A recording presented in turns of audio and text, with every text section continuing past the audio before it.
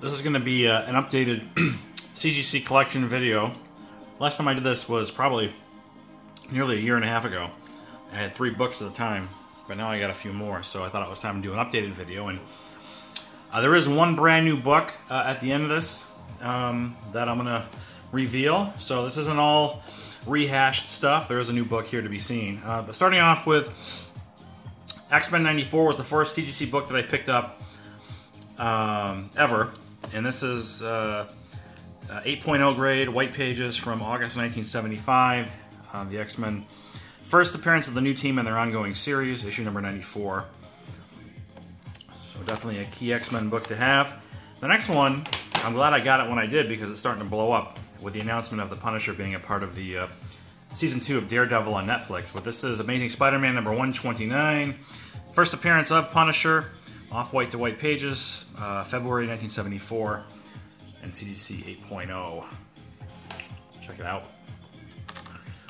And then up next, probably the best book that I own, another one that I'm glad I got when I did, The Incredible Hulk number 181, 8.0 grade, white pages from November 1974. Of course, the first appearance of Wolverine, first full appearance of Wolverine.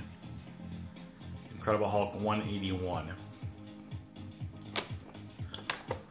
And then I took a few months off from CGC collecting, and it was around, I think, the holidays where I grabbed this one.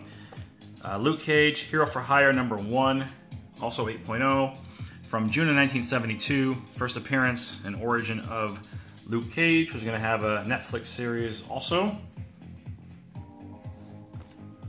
So these are all Bronze Age keys. That's my primary focus. I do have a few Silver Age I'm going to show in a bit. So moving on here, X-Men, Giant Size X-Men number 1, 8.0. White pages from the summer of 1975. The first appearance of the new X-Men team.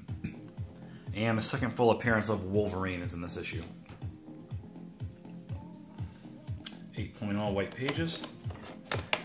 Up next, Marvel Premiere number 15, featuring the first appearance of Iron Fist. Also 8.0 grade, off-white to white, from May of 1974. And he is going to get his own series as well on Netflix. So all these books I'm showing should see a little bit of a bump because of the increased popularity as a result of either first movie appearances or television appearances. Speaking of which, here's the Black Panther's first appearance. Fantastic Four, number 52. I just showed this last week in Friday Night Comics. This is 6.5.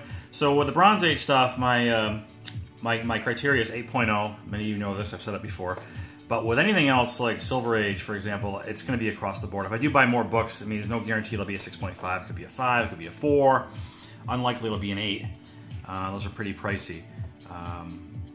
But it depends on what the book is and how much it costs will determine, what grade I decide on, I guess. But Fantastic Four 52 from July of 1966, off-white to white pages. Again, the first appearance of the Black Panther, who is going to feature prominently, I believe, in the next Captain America Civil War movie due out next summer.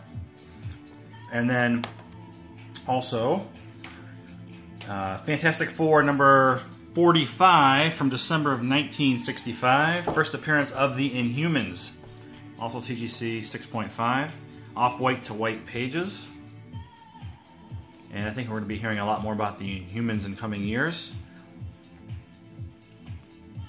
Now, for my last CGC book, it's my most recent edition, seen for the first time on Friday Night Comics, The Tomb of Dracula, number 1.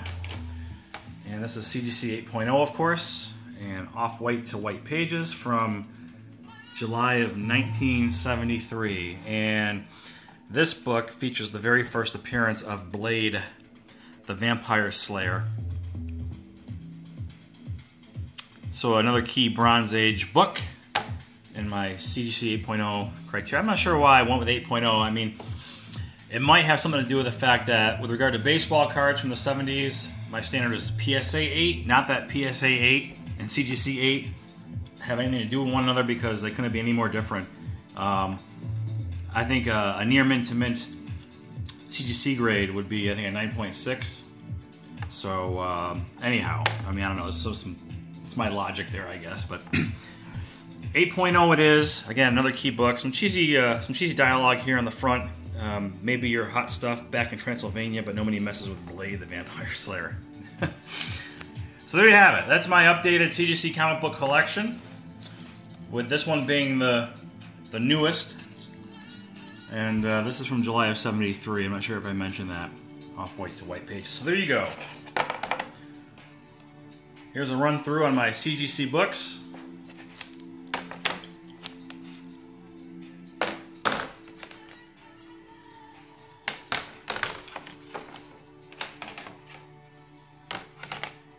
And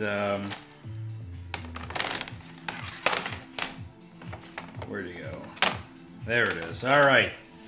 That's it. That's all. Thanks for watching. Have a nice weekend.